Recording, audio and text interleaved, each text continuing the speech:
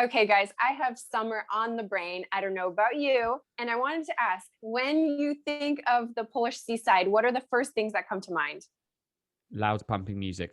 Okay, loud music. Okay, John, Okay, what do you think of? I've got ice First cream thoughts. and waffles with whipped cream. Well, that's perfect. That's exactly what this Warsaw-based graphic artist, Ewelina Gąska, those are her first thoughts about the Polish seaside too. And that's the kind of art she created for these posters.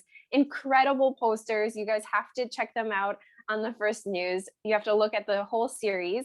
And it really captures the essence of the Polish seaside during the summertime. Exactly those motifs, the waffles and the paravany, which are the colorful windbreakers. Oh That yeah. Can we some talk about people that in a second? Can we talk about Paravana? Because it's one of Yes. my things.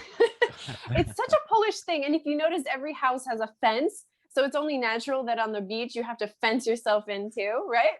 So, But so can someone, maybe John, can you explain what this Paravana thing is? Because it's like this Padovan, Polish syndrome thing. yeah, it is indeed. So basically, when you go up to the Polish seaside, you'll see that everyone kind of stakes out a plot for themselves on the beach, and they kind of put windbreakers around, and you have your own little kind of piece of beach for yourself. I have another opinion about this, and is that I actually quite like the idea of windbreakers because that's exactly what they do. They break wind. Well, actually, no, they don't break wind.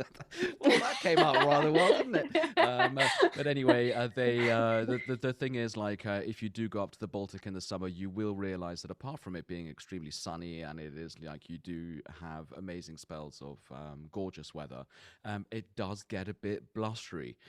So windbreakers are actually the way to go to actually lie on the beach and not fall asleep and then be covered in sand an hour later.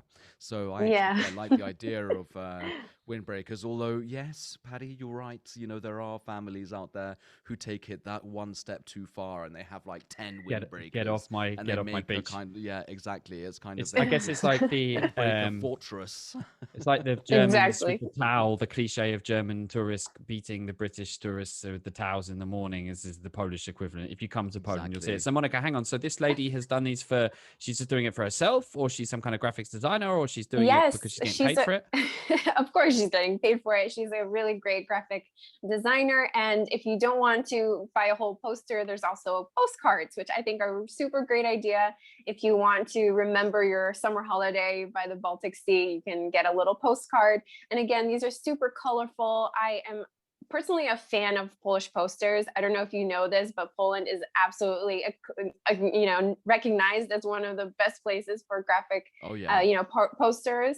So I think it's just a great piece of art, and it's funny too because like you have to be there to understand the art, if you know what I mean. Like the corn on the cob, theme, or the hot dogs or legs kind of thing. Like you have to be there to kind of understand the art, which I think is really cool. And if you haven't been there, then you absolutely have to make a trip this year.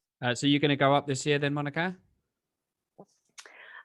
I'm debating, but I think because of the pandemic, it's going to be really crowded again. I don't know if you saw pictures from last summer, but it was incredibly crowded and there was patavaning everywhere.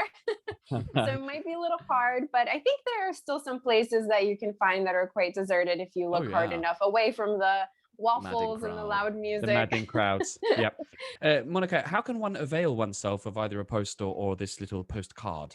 You can check it out on the First News, and I'm sure you can also hunt one down if you can. I think they're really popular, but I'm sure you can find some.